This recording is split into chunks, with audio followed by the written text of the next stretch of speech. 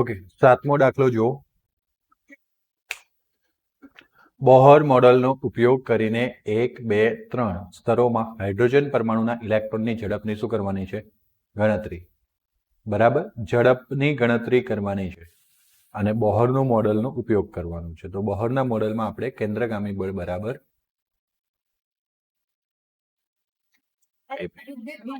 વિદ્યુત બળ K(Q1, Q2) અપાન R². આ સૂત્ર ઉપયોગ કરીને પહેલા V નું સૂત્ર તારવવાનું. શાનું સૂત્ર તારવવાનું? V નું. બરાબર, અને એમાં n બરાબર 1, 2 અને 3 મૂકવાના. એટલે ત્રણેયમાં ઝડપની ગણતરી થઈ ગઈ. એના માટે પાછું આવર્તકાળ પણ શોધવાનો છે, એટલે T શોધવાનું છે. કોણીય આવૃત્તિ પરથી આવર્તકાળ T મળી જાય. તો ન્યુક્લિયસની આજુબાજુ nમી કક્ષામાં વર્તુળાકાર ગતિ માટે કેન્દ્રગામી બળ કોના બળ જેવું હોવું જોઈએ? વિદ્યુતીય બળ અથવા કુલંબીય બળ જેવું હોવું જોઈએ. તો mv² છેદમાં r nમી કક્ષા માટે Vn Rn લખ્યું છે. K(Q1) એટલે કેન્દ્રનો વિદ્યુતભાર અને Q2 એટલે ઇલેક્ટ્રોનનો વિદ્યુતભાર છેદમાં Rn નો વર્ગ. ક્લિયર? એક Rn જે છે શું થશે? કેન્સલ. હવે શું કર્યું હતું આપણે? જેમ થિયોરીમાં કર્યું હતું તેમ આ Rn ને અહીંયા મોકલ્યું હતું અને mvr ને સાથે લાવ્યા હતા. યાદ આવ્યું? mvrn અને એક Vn ને બાજુ પર રાખ્યો હતો. યાદ આવ્યું? Ke². પણ હાઇડ્રોજન માટે છે એટલે Z બરાબર 1. કાલે ઉઠીને આ દાખલો He+ માટે આવી જાય એટલે Z બરાબર 2. કદાચ ટ્વિસ્ટ કરે. હું એવું નથી કહેતો કે આવે, હજુ સુધી વર્ષોમાં નથી આવ્યો, પણ મારા જેવો ભૂત બેસી જાય તો કરી નાખે. મારાથી પણ ખરાબ માણસો હોય એટલે ધ્યાન રાખવાનું. તો He+ આવી જાય તો આપણે 2 લખવાનું. લિથિયમ +2 આવે તો 3. ક્લિયર છે? આમ તો ખાલી Li લખીને આવે તો માન્ય જ ના રખાય. એના માટે બોહરનો નિયમ પણ લાગુ જ નથી પડતો. મારા જેવો જ લખીને આવે ચોખ્ખું, બોહરનો નિયમ લિથિયમને લાગુ નથી પડતો, બોર્ડવાળાની ભૂલ થઈ છે. ના, એવું ના લખી શકે, પણ આપણે ફાઇટ કરી શકીએ. પણ એવું કરે નહીં, કારણ કે જો લિથિયમ કરવું એવું જાણતો હોય તો સાથે એ પણ કરે કે Li+2 કરી દે. એટલે લિથિયમ +2 હાઇડ્રોજન જેવું થઈ ગયું. 1 ઇલેક્ટ્રોન તો 3. આટલા સુધી આવી શકે. બેરિલિયમ +3 આવી શકે. એનાથી વધારે કંઈ જઈ શકે નહીં. પણ આપણે અત્યારે મેજોરિટી જે પૂછવાનું છે હાઇડ્રોજન માટે છે. એટલે Z બરાબર શું થઈ ગયું? 1. એટલે સામે શું બચ્યું? Ke². બરાબર ને? પણ હવે તમને ખબર છે કે બોહરની અભિધારણા પ્રમાણે mvr બરાબર શું થાય? NH/2π. કારણ કે આ બધું અલગ અલગ યાદ રાખવું, r ની કિંમત અલગ અલગ શોધવા જવી એના કરતાં સીધું અહીંયા ક્લિયર થઈ જાય. તો NH/2π Vn બરાબર K². મને Vn જોઈએ છે 2π ગુણાકારમાં NH ક્યાં? છેદમાં. હવે પ્રથમ કક્ષામાં આ સૂત્રમાં શું મૂકવાનું? n બરાબર 1. તો V1 થયું. A ની કિંમત તમે બોલશો 9 × 10⁹ A નો વર્ગ 1.6 × 10⁻19 નો વર્ગ. ક્લિયર છે? 2 ના 2. પાઈ ની કિંમત 3.14. n ની કિંમત પહેલી કક્ષા 1. h ની કિંમત 6.625 × 10 ની કેટલી ઘાત? -34. તો 9 × 1.6 × 2 × 3.14 ભાગ્યા 6.6 1.6 2 વાર.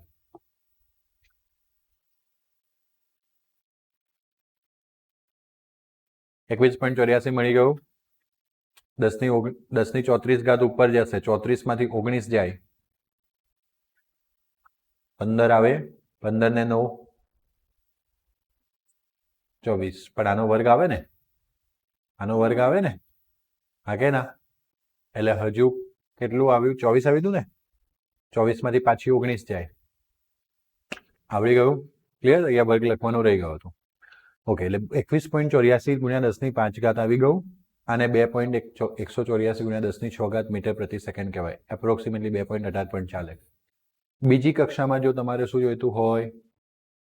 ઇલેક્ટ્રોનની ઝડપ. તો તમારે આ બધી ગણતરી ફરી ન કરવી હોય તો આજે ઇલેક્ટ્રોનની ઝડપનું સૂત્ર હતું એમાં n ને અલગ કરી લો. તો શું થઈ ગયું? Ke² 2πh ગુણ્યા 1/n. આ n બરાબર 1 મૂકી દો તો આ Ke² છેદમાં 2πh થઈ જાય કે ન થઈ જાય? આમ Ke² 2πh/h ને શું કહી દીધું? V1 છેદમાં શું રહેવાનું? n. એટલે V2 જોઈતું હોય તો V1 ની જે કિંમત હતી એને કેટલા વડે ભાગી નાખો? 2 વડે. ક્લિયર થયું? ફરી અહીંયા સૂત્ર જુઓ. Ke² 2π છેદમાં શું છે? NH. n બરાબર શું મૂકી દો? 1. એટલે Ke² છેદમાં 2π છેદમાં h. Ke² ગુણ્યા 2π છેદમાં h. આ જે છે એના જગ્યાએ તમે V1 લખી શકો? હા કે ના? તો અહીંયા એ જ કર્યું છે. Ke² 2π છેદમાં h ની જગ્યાએ શું લખ્યું? V1 એટલે V1. અને છેદમાં શું રહી ગયું? n. nમી કક્ષા માટેની ઝડપ પહેલી કક્ષાના કયા ભાગની થાય? એનમાં ભાગ નહીં, એટલે પહેલી કક્ષામાં આટલી મળી હતી, બીજી કક્ષામાં જોઈતો તો 2 વડે ભાગો, આવડી જાય. સિમ્પલ ભાગાકાર છે, આ જવાબ આવવાનો છે. 3 વડે હોય તો 3 વડે ભાગી નાખો. બરાબર. અહીંયાથી આગળ વધવું હોય તો તમે એવું કરી શકો કે 7.28 ગુણ્યા 10 ની કેટલી ઘાત 5 ઘાત, 1 પોઈન્ટ આગળ ગયા એટલે 1 ઘાત ઓછી થઈ જાય. આવડી ગયું. તો ત્રણેય કક્ષાઓમાં આપણે ઝડપ શોધવાની હતી, ક્લિયર થઈ ગયું. હવે આપણે આવર્તકાળ શોધવાનું છે. શું શોધવાનું છે? આવર્તકાળ. તો v બરાબર કયું સૂત્ર છે? r omega. v બરાબર કયું સૂત્ર છે? કારણ કે v તો છે જ ને આપણી જોડે, એટલે આપણે એવો જ રસ્તો વિચારીએ ને કે v પરથી સીધું આપણને આવર્તકાળ મળી જાય, કે પછી ફરી પાછું mv સ્ક્વેર છેદમાં r બરાબર ke સ્ક્વેર છેદમાં r સ્ક્વેર mv સ્ક્વેર છેદમાં r બરાબર ke સ્ક્વેર છેદમાં r સ્ક્વેર પર જવાની જરૂર નથી. ક્લિયર છે? એના જગ્યાએ સીધું v બરાબર કયું સૂત્ર અને ઓમેગા બરાબર 2 છેદમાં t. t ક્યાં જાય? ઉપર. v ક્યાં જાય? છેદમાં. તો t બરાબર 2 r છેદમાં v આવી. પહેલું કક્ષા હોય તો r1 છેદમાં શું થાય? v1. હા કે ના? પણ સર r1 નું સૂત્ર તારવવાનું તો કે ના, તને આપણને શીખવાડ્યું તું સરે. r1 એટલે કે a0 પ્રથમ કક્ષાની ત્રિજ્યા 52.9 પિકોમીટર. યાદ આવ્યું? યાદ રાખવાનું કીધું તું, યાદ આવ્યું? આ યાદ જ રાખવાનું છે. ઓકે. 52.9 પિકોમીટર એટલે 52.9 ગુણ્યા 10 ની -3 નહીં 12 ઘાત મીટર. ક્લિયર થયું? હા કે ના? ઓકે. તો આ 2 પાઈ r1, 2 નો 2 પાઈ નો 3.14, આપણે આપણી કિંમત લઈશું 52.9 ગુણ્યા 10 ની -12 ઘાત, અને v1 કેટલો આવે તો 2.184 ગુણ્યા 10 ની 6 ઘાત. ચલો જવાબ શું આવે છે? 152.111 આવ્યું. ગુણ્યા 10 ની 6 ઉપર જાય તો -18 થયું. માટે 1.52 ગુણ્યા 10 ની કેટલી ઘાત? -16 ઘાત સેકન્ડ. આપણે આપણી કિંમત વાપરીશું 52.9 પિકોમીટર, જે આપણે યાદ રાખી છે. આ તો r1 ની જ આપણે યાદ રાખવાની છે ને. હા, આવશે આવશે આવશે. ખબર રાખો. આટલા સુધી આવડી ગયું? હા. હવે આમનું એવું કહેવું છે કે સર તમે T1 આવર્તકાળ શોધ્યો, હવે T2 આવર્તકાળ માટે બીજી કક્ષાની ત્રિજ્યા જોઈશે ને, 2πr2 છેદમાં v2. તો v2 તમે શોધ્યો. એવું r નું એક રિલેશન છે, તમને શીખવાડેલું જ છે. કોઈ પણ કક્ષા n હોય એની r માટે n² r0 થાય. આવું ભણતા ભણતા આપણે શીખેલા છીએ. બરાબર છે? આપણે ભણ્યા હતા r પ્રપોઝનલ ટુ n² વાળું એક સૂત્ર ભણ્યા હતા. ઝેડ હોય તો છેદમાં, પણ ઝેડ એટલે આપણે હાઇડ્રોજન માટે લઈએ ત્યારે આપણે ઝેડને ભૂલી જઈએ છીએ. r પ્રપોઝનલ two n². એટલે જો એવી રીતના જોવું હોય તો rn નું nમી કક્ષાનું સૂત્ર શું થાય? n² r0. ક્લિયર? થિયોરી યાદ કરી લેજો, થિયોરીમાં પરફેક્ટ લખીને આપેલું છે. એટલે n² માટે બીજું જોઈ, મતલબ કે હવે તમારે r0 એટલે શું? r0 એની જગ્યાએ એકચ્યુઅલીમાં a0 હતું થિયોરીમાં. a0 એટલે જ તમારી પ્રથમ કક્ષાની ત્રિજ્યા r1 કહી શકાય. એટલે rn બરાબર n² r1 થયું. અને vn બરાબર તો ઓલરેડી તમને ખબર છે, v1 છેદમાં n. એટલે પહેલા આપણે એક કામ કરીએ, t નું સૂત્ર બનાવી દઈએ, પછી t1 પરથી t2 t3 પર જતા રહીશું. વારે ઘડીએ કેલ્ક્યુલેશન ના કરવી હોય તો 2 પાઈ r1, પહેલા તો આવું સૂત્ર આવે ને, tn બરાબર 2 પાઈ rn છેદમાં vn. આવું સૂત્ર આવે ને. તો rn ની જગ્યાએ શું આવ્યું? n² r1. vn ની જગ્યાએ શું આવ્યું? v1 છેદમાં n. n ક્યાં ગયો? એટલે n નો ઘન થઈ ગયો. 2 પાઈ r1 છેદમાં શું આવ્યું? v1, જેને આપણે t1 કીધું હતું. યાદ આવ્યું? એટલે t1 ની કિંમત પરથી જ તમને કિંમત મળી જશે. tn બરાબર n³ t1. હવે t2 જોઈતો હોય તો તમારે શું કરવાનું? 2³ t1. 2 નો ઘન કેટલો થઈ જાય? 8. 8 ગુણ્યા 1.52. 12.16 ગુણ્યા 10 ની કેટલી ઘાત? -16 ઘાત સેકન્ડ. 1 પોઈન્ટ આગળ જાય તો 10 ની કેટલી ઘાત? -15. 16 ન લખવું હોય તો 2 લખાય, 1.22. 3 હોય તો 3 નો ઘન, 3 તરી 9 તરી 27. 27 ગુણ્યા 1.52 4. 1.52 જ હતું, અહીંયા 4 ના આવે. તો 27 ગુણ્યા 1.52 41.04 ગુણ્યા 10 ની કેટલી ઘાત? -16. એટલે 4.104 એવું આવશે ને અહીંયા. 4.10 જ રાખીએ તો પણ ચાલે. 4.10 ગુણ્યા 10 ની કેટલી ઘાત? -15 ઘાત સેકન્ડ. આવડી ગયું? કોઈ ડાઉટ છે? ઓકે. ઇન શોર્ટ આપણને બે વસ્તુ મળી. વીએન બરાબર v1 છેદમાં n, બીજું મળ્યું tn બરાબર n ક્યુબ t1 અને rn બરાબર n સ્ક્વેર r1. બરાબર, આ બધું એમસીક્યુમાં યાદ રાખવાનું. તમને એવું કહેવામાં આવે કે ભાઈ બીજી કક્ષામાં ઇલેક્ટ્રોનની ઝડપ, હાઇડ્રોજનની આજુબાજુ બીજી કક્ષામાં ઇલેક્ટ્રોનની ઝડપ x છે, તો પાંચમી કક્ષામાં કેટલી? ડાયરેક્ટ નહીં આવે, એટલું બધું બહુ મેથ આવડે ને તો હવે ના આવડે ડાયરેક્ટ, કારણ કે મેં એક નહીં પહેલી કક્ષા નથી કીધી. કઈ કીધી? એક વખત બીજી કીધી, એક વખત પાંચમી કીધી. તો બીજી કક્ષાનું સૂત્ર આમાંથી શું બને? v2 બરાબર v1 છેદમાં 2 અને પાંચમી કક્ષાનું સૂત્ર શું બને? v5 બરાબર v1 છેદમાં, એટલે હવે તમે શું કરશો? 2/5 v1 છેદમાં 2 કરશો. આ બગડો, કારણ કે તમને બીજી કક્ષાની ઝડપ આપેલી છે ને, એટલે v1 છેદમાં 2 ની કિંમત v2 તરીકે શું આપેલી છે? x. એટલે v1 છેદમાં 2 લાવવું પડે, હા કે ના? એની કિંમત મૂકવા. તો અહીંયા બગડા વડે ગુણ્યું પણ ખરું. જોયું? v1 છેદમાં 5 ને છેદમાં બગડો જોઈતો હતો, એટલે બગડા વડે ગુણ્યું અને પાછળ આગળ કાઢી લીધું. આની જગ્યાએ હું શું મૂકી શકું? x. એટલે 2x છેદમાં 5. આવડ્યું? મેં એટલે કીધું હતું કે બધા મેથેમેટિક્સ ના વિચારશો, બહુ ડાયરેક્ટ નહીં આવડે, થોડું લખશો તો જ આવડશે. ક્લિયર થયું કે ના થયું? હા કે ના? અને હા, પણ તમને સીધું કે પહેલી કક્ષામાં ઝડપ x છે, તો પાંચમી કક્ષામાં કેટલું? તો 5 છેદમાં x ના છેદમાં 5. સીધું કહેતો, પણ જો અંદરથી ટ્વિસ્ટ કરે, મેં ટ્વિસ્ટમાં ટ્વિસ્ટ આપી દીધું. બીજી કક્ષા, પાંચમી કક્ષા, ચોથી, 10મી, 12મી, 15મી ગમે તે આપે. હવે ક્લિયર થઈ ગયું આ મેથડ? એવું તમને આમાં પણ કહી શકે, એવું તમને આમાં પણ કહી શકે. ક્લિયર ને? યાદ રહેશે કે નહીં? હા કે ના? તમને એવું પૂછાય, હાઇડ્રોજન માટે પાંચમી અને ત્રીજી કક્ષામાં આવર્તકાળનો ગુણોત્તર કેટલો? પાંચમી અને ત્રીજી.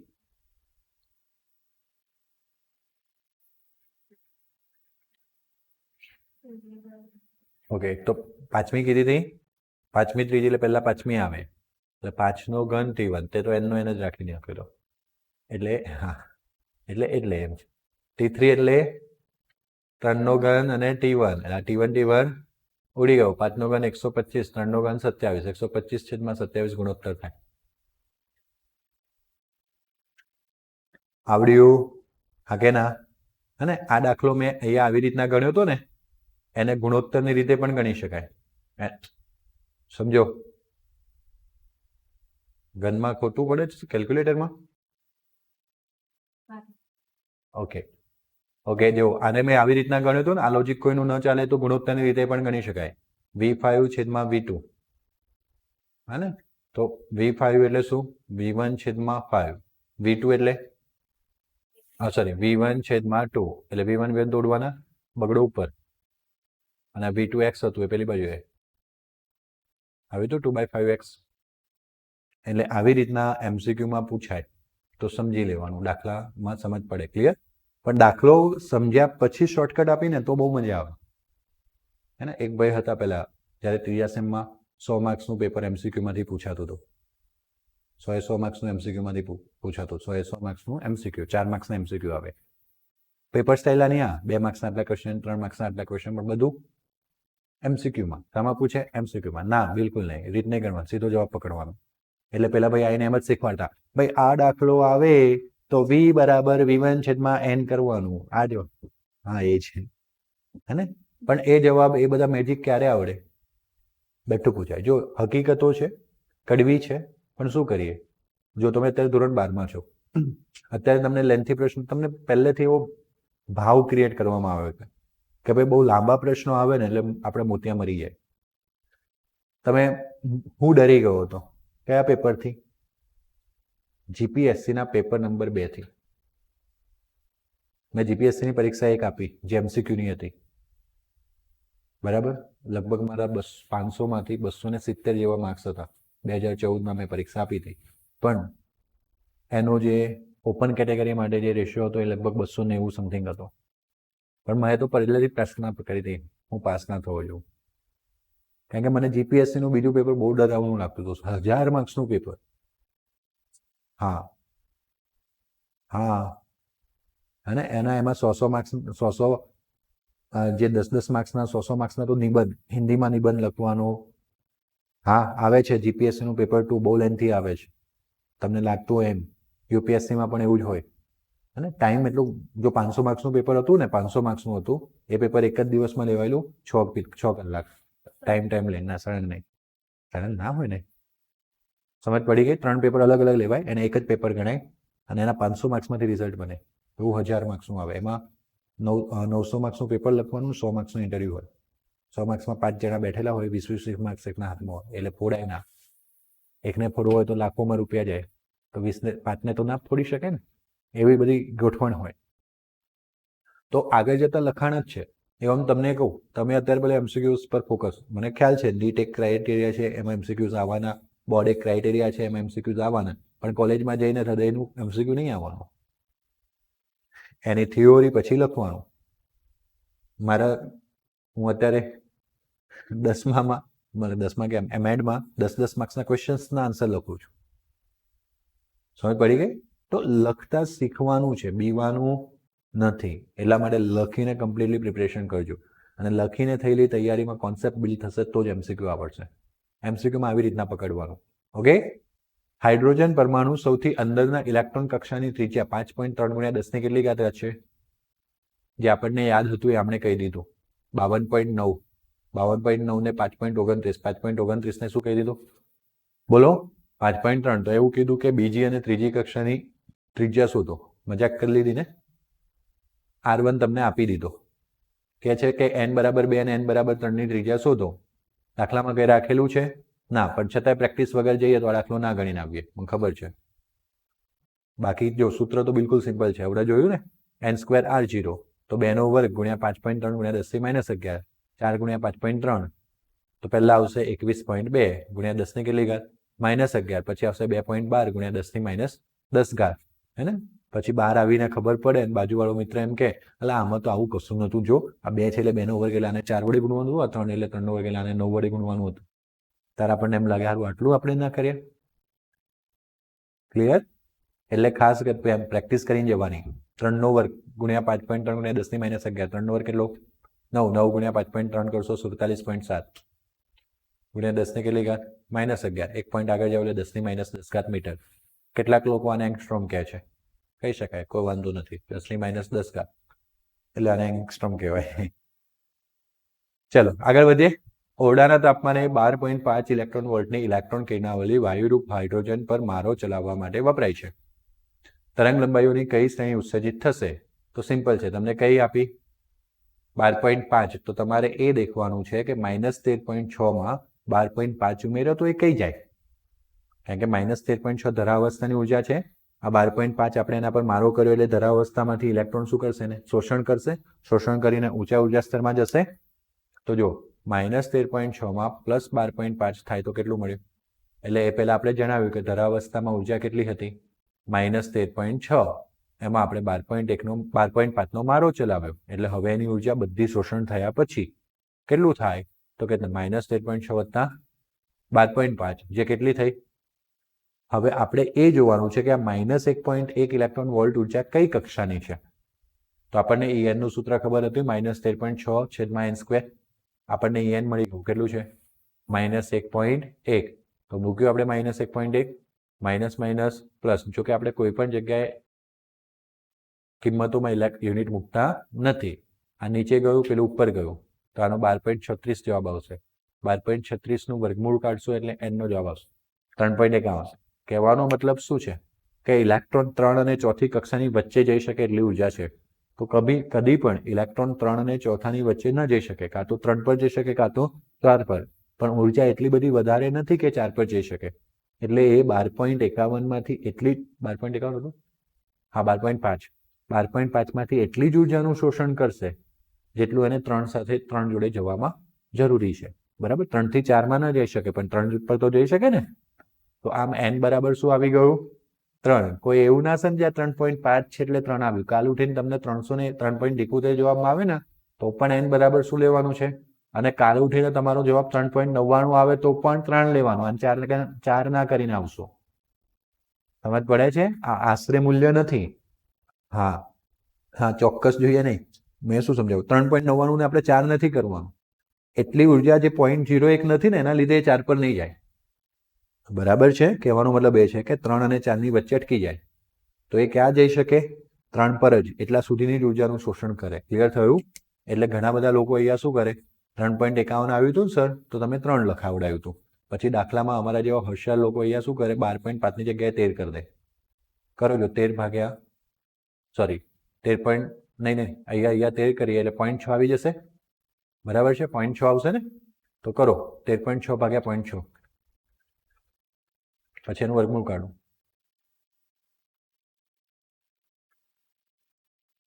બહુ વધી ગયો.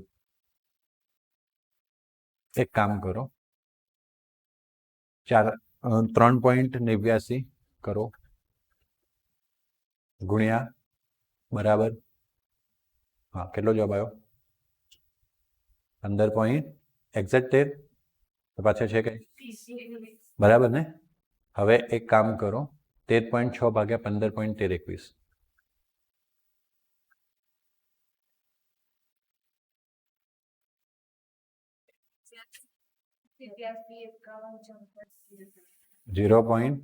.8987. એક કામ કરો,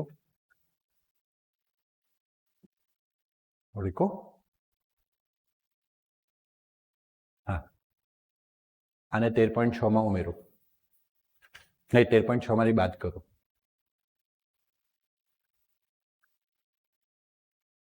બાદ કરો આ વસ્તુ. તો આજે 12.5 આપેલું છે ને એની જગ્યાએ 12.70 આપે તો તમારો જવાબ 13. કેટલો આવે? જો એ જ સમજાવું છું. 3. કેટલો આવે? 89. તો પણ 4 નહીં લેવાનું, 3 લેવાનું.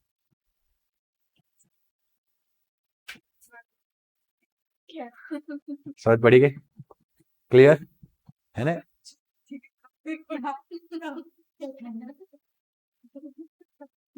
જબરા છે, મારી વાત તો સાંભળો. હે મારો આખો સમજાવવાનો ભાવાર્થ એમ હતો કે અહીંયા છેલ્લે 3.99 બી આવી જાય ને છતાંય કેટલું લેવાનું? 3 લેવાનું, 4 ના લેશો. બરાબર છે? એટલે શક્ય કક્ષાઓ n બરાબર કેટલી થઈ ગઈ? 3 થઈ ગઈ.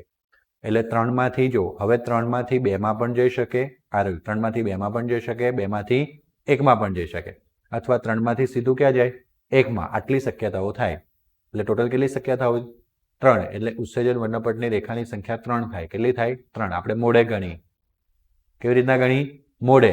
પણ કાલ ઉઠીને માનો કે ઇલેક્ટ્રોન n બરાબર 6ઠ્ઠી કક્ષામાં જતો રહ્યો તો શું કરવાનું? તો એ મોડે જ ગણવાનું. સૂત્ર તો એમે નહીં યાદ આવે, મને ખબર છે. 6 માંથી 5 બરાબર, પછી તમે શું કહેશો? 5 માંથી 4, 4 માંથી 3, 3 માંથી 2, 2 માંથી 1. આવું થાય? ઓકે. હવે એવું પણ થાય ને કે 6 માંથી સીધો ક્યાં જાય? 4. જેવું 6 માંથી 5 માં ગયો તો એવું 6 માંથી સીધો ક્યાં જાય? 4. 6 માંથી સીધો ક્યાં જાય? 3. 6 માંથી સીધો ક્યાં જાય? 2. 6 માંથી સીધો ક્યાં જાય? 1. આ 6 ની વાત પૂરી. પછી 5 માંથી જેવો 4 માં ગયો એવો 5 માંથી સીધો ક્યાં જઈ શકે? 5 માંથી સીધો ક્યાં જઈ શકે? 5 માંથી કેટલો જઈ શકે? 1. પછી 4 માંથી 3 ગયો એવો 4 માંથી 1. 3 માંથી 2 ગયો એવો 3 માંથી 1. અને 2 માંથી તો 1 માં જ જાય ને? આ બધું ગણી લો. 1 2 3 4 5 6 7 8 9 10 11 12 13 14 15. હા ના ઉપર ના જાય. ઉત્સર્જિત શોષણ થયા પછી નીચે ઉત્સર્જિત રેખાઓની વાત કરીએ છીએ. તો કેટલી થઈ હતી? 15 થઈ હતી. હવે સૂત્ર જો તમને યાદ રહી જાય તો 6 6 ઓછા 1 છેદમાં 2. 6 તરી 2 તરી 6, 3 ગુણ્યા 5 15.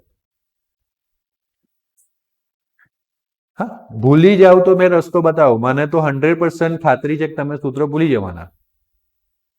મને 100% વિશ્વાસ છે. એટલા માટે મેં તમને આ MCQs માં શીખવાડ્યું કે છોડીને ના આવતા કે બાઓ આવી રીતના ઘડી નાખજો. ક્લિયર ને? ચલો હા સરસ શીખ્યા એ સરસ. બીજું શું? હા એમ 3 માંથી 1, 2 માંથી 1 માં જે સંક્રાંતિ થાય એને શું કહેવાય? લાયમન. કારણ કે છેલ્લે 1 માં જઈને અટકે એટલે L1 બરાબર લાયમન લીધું હતું, યાદ છે? અને મસ્તી નહીં, 3 માંથી 2 માં મસ્તી ના કરશું. 3 માંથી 2 માં જાય છેલ્લે 2 માં જઈને અટકે એને શું કહેવાય? બામર કહેવાય. એટલે તમને પૂછાય કે એક ઇલેક્ટ્રોન ને કરજો કેલ્સીમાં 13.6 ભાગ્યા 36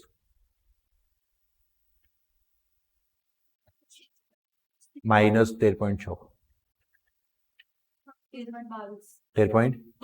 ઓકે હાઇડ્રોજનને ઉપર હાઇડ્રોજનના એક નમૂના ઉપર 13.22 ઇલેક્ટ્રોન વોલ્ટની કિરણાવલી આપાત કરતા મળતી બામર રેખાઓની સંખ્યા શોધો. મળતી બામર રેખાઓની સંખ્યા શોધો.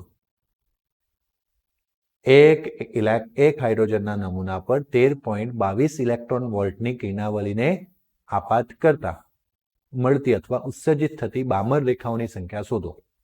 તો હવે બહુ જબરજસ્ત વસ્તુ છે કે 13.22 એટલે તમે શું કરશો, પહેલા ધરાવસ્થામાં શું લેશો, માઇનસ 13.6 લખો, માઇનસ 13.6 લખ્યું, માઇનસ સાથે લખ્યું, વત્તા 13.22 એટલે તમે નક્કી કર્યું કે ભાઈ એ ઇલેક્ટ્રોન આટલી ઉર્જાનું શોષણ કરીને માઇનસ 0.38 વાળી કક્ષામાં બેઠ્યો હશે.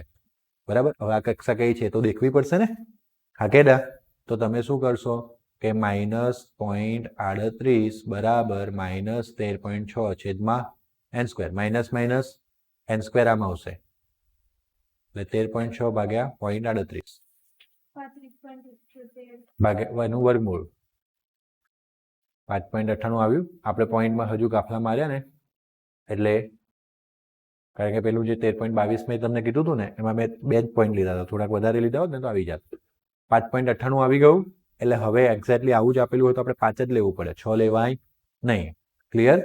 હવે જો 5 માંથી 1, 5 માંથી પહેલા 4 બરાબર, 5 માંથી 3, 5 માંથી 2, 5 માંથી 1 એટલે 5 થી 1 વાળી મળવાની, 4 થી 1 વાળી મળવાની. હવે સોરી, મારે તો બામર જોવાની છે ને એટલે 5 થી 2 વાળી લેવાની, 4 થી 2 વાળી લેવાની, 3 થી 2 વાળી લેવાની, પછી 2 થી 1 વાળી લાઇમનમાં જતી રહે એટલે 5 થી 2, 4 થી 2, 3 થી 2, મને ટોટલ કેટલી બામર રેખા મળે? 3. કેટલી બામર રેખા મળે? 3. સમજ પડી? હવે એમસીક્યુમાં ચોખ્ખું પૂછવામાં આવ્યું હતું કેટલી બામર રેખા મળે, પણ આ લોકો બામરને, આ લોકો એટલે આપણા જેવા બામરને વાંચે નહીં. કોને ના વાંચે? બામરને. અને પેલો 5 મળી ગયો ને તો કે 5 કૌંસમાં 5 ઓછા 1 છેદમાં 2 તો 5 ગુણ્યા 4 20, 20 ભાગ્યા 2 કેટલો જવાબ લખીને આવે? 10. પણ 10 10 રેખા બામર નથી. સમજ પડી? એટલે એ પાછું ધ્યાન રાખવાનું. અને એ વખતે તમારું આ સૂત્ર કામ ના આવે, આ કામ આવે. હા હા બોલ.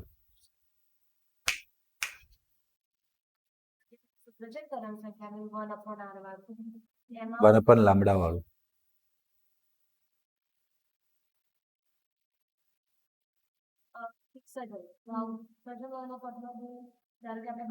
આપણે એ જ ભણી રહ્યા છે, એ જ સૂત્ર ભણી રહ્યા છે. એ સૂત્રમાં જે તું પહેલી કિંમત 1 લેતી હતી ને એ લાઇમન સિરીઝ હતી, તો એ જ બતાવે છે કે 2 માંથી 1, 3 માંથી 1, 4 માંથી 1 જમ્પ, એને લાઇમન સિરીઝ કહેવાય.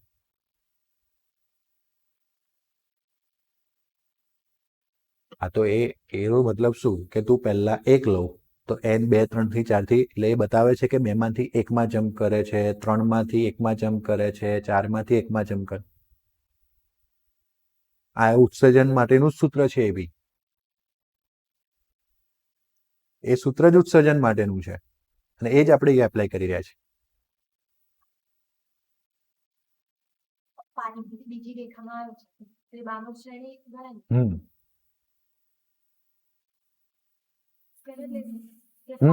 બામર માટે 1/2 સ્ક્વેર પહેલા અને 5 માંથી આવે તો 1/5 સ્ક્વેર પાછળ. બંનેમાં નથી. આમ તો એ જ સૂત્ર શાનું છે? ઉત્સર્જનનું જ છે. કારણ કે લાઇમન બામર પાર્શ્વન બ્રેકેટે શું કર્યું? નમૂનો લીધો, એમાંથી ઉત્સર્જાતી રેખાઓનું વર્ણન કર્યું હતું.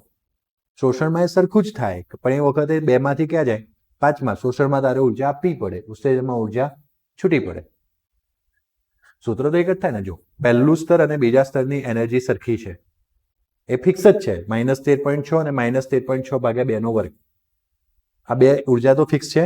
હવે નીચે હોય તો ઉર્જાનું શોષણ કરીને ઉપર જાય, પણ ઉર્જાની ગેપ જેટલું જ શોષણ કરે ને. અને ઉપર હોય તો ઉર્જા મુક્ત કરીને નીચે આવે, પણ ગેપ તો કેટલી છે? એટલી જ છે. માઇનસ પ્લસ નો જ ફરક પડે. 2 આમ તો વર્ગ છે પણ તું અત્યારે જસ્ટ વિચાર 2 ઓછા 5 શું આવે -3 અને 5 ઓછા 2 શું આવે શું ફરક પડ્યો તો માઇનસ પ્લસ શું બતાવી દે શોષણ અને ઉત્સર્જન ક્લિયર ચલો હવે 3 માંથી 1 માં સંક્રાંતિ થાય ત્યારે લાઇમન શ્રેણીના બીટા રેખાની શું શોધવાની છે તરંગ લંબાઈ અહીંયા તમને એવું કીધું છે કે તરંગ લંબાઈઓ કઈ શ્રેણી ઉત્સર્જિત થશે બરાબર તો તરંગ લંબાઈ શોધવી હોય તો તરંગ લંબાઈ લાંબડા આપણને ખબર છે કે E બરાબર hc સૂત્ર છે સોરી hf યાદ આવ્યું તો આમ E બરાબર hc ઓવર લાંબડા સૂત્ર છે કે નહીં તો આના પરથી લાંબડા જોઈતું હોય શું જોઈતું હોય તો લાંબડા ઉપર E ક્યાં આવે નીચે પણ અહીંયા ઉર્જાનું શું લેવાનું છે તફાવત લેવાનો છે બરાબર હવે જો લાઇમન છે 3 માંથી 1 માં આવવાનું છેલ્લે એટલે પહેલા અને ત્રીજા સ્તરની ઉર્જાનું શું લેવાનું તફાવત લેવાનું શું લેવાનો તફાવત ક્લિયર છે તો સરખું જ પડે તારે તફાવત જો મારી વાત તો સાંભળ તરંગ લંબાઈ ઋણ ના હોય તરંગ લંબાઈ ઋણ ના હોય તો અહીંયા આ લોકોએ જે લખ્યું છે ને એ પ્રમાણે ઋણ આવશે એટલે તારે આમ બી માનાંક લેવો પડશે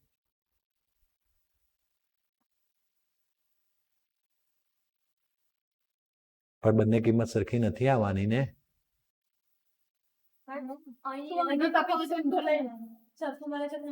જો તારી વાત પૂરી કરી દઈએ ભાઈ E3 ઓછા E1 શીખવાડી દો બરાબર E3 કેટલું છે -1.51 માઇનસ -13.6 તો માઇનસ માઇનસ શું થયું પ્લસ 13.6 માંથી 1.51 બાદ કરવાનો જે 12.09 આવશે આવ્યું આવું લીધું તો પ્લસ જ 12.09 આવ્યું ક્લિયર પણ જો તે E1 ઓછા E3 લીધું તો -13.6 માઇનસ 1.51 તો માઇનસ માઇનસ શું થયું બાદ તો તું 13.6 માંથી 1.51 જ કરી ને બરાબર તો 12.09 આમાં ઋણ આવશે કેવો આવશે ઋણ પણ તમારે માનાંક લેવો પડશે કારણ કે લાંબડા તો કેવો હોય ધન જ હોય બરાબર છે ક્લિયર એટલે આમ તો 3 ઓછા 1 કરવું જોઈએ પણ જો 1 ઓછા 3 કરો તો અહીંયા શું લઈ લેવાનું માનાંક લઈ લેવાનું આવ્યો સેમ બસ તો પછી ક્યાં ફરક પડે ઓકે તો 6.625 ગુણ્યા 10 ની -34 ઘાત 3 ગુણ્યા 10 ની 8 ઘાત છેદમાં 12.09 આવ્યું પણ આ શામાં આવવાનું છે ઇલેક્ટ્રોન વોલ્ટમાં શામાં આવવાનું તો આને કાના વડે ગુણવાનું 1.6 ગુણ્યા 10 ની -19 વડે નીચે ગુણવાનું એટલે અલ્ટિમેટલી ભગાઈ ગયું ઇલેક્ટ્રોન વોલ્ટને જૂનમાં ફેરવવા માટે ગુણવું પડે પણ ઇલેક્ટ્રોન વોલ્ટ વાળી કિંમત નીચે છે એટલે આપણે નીચે ગુણ્યું એમ એટલે અલ્ટિમેટલી ભાગાકારમાં ગયું ક્લિયર ચલો આગળનો જવાબ શું આવ્યો 19 1.02745 આવી ગયો 10 ની 19 ઘાત ઉપર જાય પ્લસ થઈ જાય 26 માંથી 19 જાય એટલે -7 આવી ગયું 1 2 3 102.74 ને 103 લખી શકું -9 ઘાત થઈ જશે 2 પોઈન્ટ આગળ ગયો તો -9 ઘાત મીટરને શું કહેવાય એવી રીતના 2 માંથી 1 લાઇમન શ્રેણી વાતે પાછી આલ્ફા રેખા જોઈતી હોય જો 1 માં જ જવાનું છે 2 માંથી 1 આલ્ફા કહેવાય 3 માંથી 1 બીટા કહેવાય તો આલ્ફા માટે વાપસ આવી ગયું મને એમ કે માનાંક લખ્યો હું ખુશ થઈ ગયો પણ ચોરસ કૌંસ લખ્યો છે માનાંક લખવો પડે શું લખવો પડે માનાંક આપણે લાંબડા ધન જ જોઈએ છે ઉર્જાના તફાવત પ્રમાણે લાંબડા મળે તો સેમ વસ્તુ યા 10.2 ઇલેક્ટ્રોન વોલ્ટ આવશે એને 1.6 ગુણ્યા 10 ની -19 વડે નીચે ગુણાકાર કર્યો એટલે શું થઈ જશે જૂલમાં ફરી જશે ચલો 19 ઘાત ઉપર -7 આનો ભાગાકાર કરો એક્ઝેક્ટલી આવી ગયો 1.2178 ઓકે 2 પોઈન્ટ આગળ જાઓ તો 121.78 આવે 121.78 આવે એટલે 122 લેવું પડે ગુણ્યા 10 ની -7 ની જોડે 2 ઉમેરાવ્યું -9 એટલે નેનોમીટર એવી રીતના 3 થી 1 કારણ કે 3 રેખાઓ હતી ને ત્રણેયની તરંગ લંબાઈ શોધવાની છે એવી રીતના 3 થી 2 સોરી નહીં 1 નહીં 3 થી 2 2 માં આવે એટલે બામર અને એ પણ 3 માંથી આવે એટલે આલ્ફા સિરીઝ આલ્ફા રેખા કહેવાય HC તો બધામાં સરખું જ આવે બીજા નંબરની ત્રીજા નંબરની ક્લિયર આ ઉર્જાઓ ક્યાંથી આવી તમને ખબર છે બીજા નંબરની ત્રીજા નંબરની એ આ ગ્રાફમાં લખીને બતાવેલી છે પણ એ ખબર છે ને તમને કેમની આવે છે -13.6 -13.6 ભાગ્યા 4 એટલે 3.4 -13.6 ભાગ્યા 9 વર્ગ કરીને ભાગી નાખવાનું એ જ કિંમતો લીધી આવડી જાય કે ના આવડી જાય એક આવડે તો 3 ગણતા આવડે એક ના આવડે તો કશું ના આવડે ક્લિયર થયું એટલે આનું કેલ્ક્યુલેશન તમારા પર છોડી દો ઓકે એક દાખલો એવો છે કે બોહરના મોડેલ અનુસાર સૂર્યની આસપાસ 3 ગુણ્યા 10 ની 4 ઘાત મીટર પર સેકન્ડની ઝડપથી 1.5 ગુણ્યા 10 ની 11 ઘાત ત્રિજ્યા ધરાવતી કક્ષામાં પૃથ્વીના બ્રહ્માંડને રજૂ કરતો ક્વોન્ટમ આંક શોધો હે ને બસ બહુ જ બધું મગજ ચાલતું હશે ને તારા દાખલો બનાવવામાં આવ્યો છે એટલે મજા જ આવે એવું દાખલો છે કે રધરફોર્ડે પૃથ્વીના મોડલ સાથે અથવા બ્રહ્માંડના મોડલ સાથે શું કર્યું હતું ઇલેક્ટ્રોનના મોડલને પરમાણુના મોડલને સમજાવ્યું હતું તો જેમાં ઇલેક્ટ્રોન કોની આજુબાજુ ફરે છે ન્યુક્લિયસની આજુબાજુ એ પોતાની કક્ષાને રજૂ કરતો એનો ક્વોન્ટમાંક હોય છે આ કે ના એવો પૃથ્વી જો સૂર્યની આજુબાજુ ફરે છે તો પૃથ્વીની કક્ષાને રજૂ કરતો ક્વોન્ટમાંક કયો બરાબર તો પૃથ્વીનું શું આપેલું છે જેમ ઇલેક્ટ્રોનનું દળ હોય પૃથ્વીનું દળ છે 6 × 10 ની કેટલી ઘાત 24 કક્ષીય ઝડપ તમને આપેલી છે v એટલે 3 × 10 ની 4 ઘાત ફરવાની ઇલેક્ટ્રોનની ઝડપ હતી એવી આ પૃથ્વીની ઝડપ ક્લિયર છે પછી ત્રિજ્યા આપેલી છે 1.5 × 10 ની કેટલી ઘાત 11 પણ હવે આપણે બોહરને વાપરવો પડશે ને ક્વોન્ટમાંક માટે એટલે બોહરનો અચળાંક આવડી ગયો બોહરની પૂર્વધારણા શું હતી MVR બરાબર મને એ જ શોધવું છે ને n કેટલો છે તો 2π ગુણાકારમાં h નીચે MVR છે MVR × 2π છેદમાં h m કેટલો 6 × 10 ની 24 ઘાત v કેટલો 3 × 4 ઘાત 10 ની 4 ઘાત r કેટલું 1.5 × 10 ની 11 ઘાત 2 × 3.14 ભાગ્યા h 6.625 × 10 ની -34 ઘાત ભાગ્યા 6.625 કર્યું ઓકે સીધું આવી જશે તો પછી 25.5939 -34 ઉપર જાય +34 34 + 24 + 4 + 11 +4 + 11 73 ઘાત આવી ગઈ એટલે એક ઘાત આગળ જઈએ 2.655 એટલે 2.6 × 10 ની 74 થઈ ગયું હે ને આ જ મૂર્ખામો કહેવાય મતલબ કે એક ક્વોન્ટમાંક નહીં 2 ક્વોન્ટમાંક નહીં 3 ક્વોન્ટમાંક નહીં 10 ની 74 ઘાત ક્વોન્ટમાંક કક્ષા એટલી કક્ષા અને એવું કશું નથી કેમ એવું થઈ ગયું એવું કેમ થઈ ગયું કારણ કે આપણે ગ્રહો તો મોટા મોટા લીધા પણ પ્લાન્કનો અચળાંક તો ખૂબ નાનો લીધો એટલે આમ સૂક્ષ્મ અણુઓનું વિજ્ઞાન મોટા પદાર્થોને લાગુ પાડી શકાય નહીં તો આવા મોટા ભયંકર જવાબ આવે બરાબર જોવા જઈએ તો રસાયણ વિજ્ઞાનમાં 118 તત્વો છે અને આ 118 તત્વોમાં ખાલી n બરાબર 7 સુધી જ જઈ શક્યા છે 7 આવર્ત પીરિયડ્સ આડી કક્ષાઓ 7 છે એટલે મેક્સિમમ આપણે 7s 7p સુધી જઈ શક્યા છે પછી હજુ તો 119મું તત્વ મળ્યું નથી કદાચ હજુ વર્ષોના વર્ષો નીકળી જશે કદાચ મળે પણ ના પાકો વાહ તું ડેલી હેન્ડ પે વાપરે છે હા કારણ કે નવી કક્ષક જી આવી જશે ના પણ આવડા તો નહીં જરૂર પડે 118 પછી 119 તો s માં જશે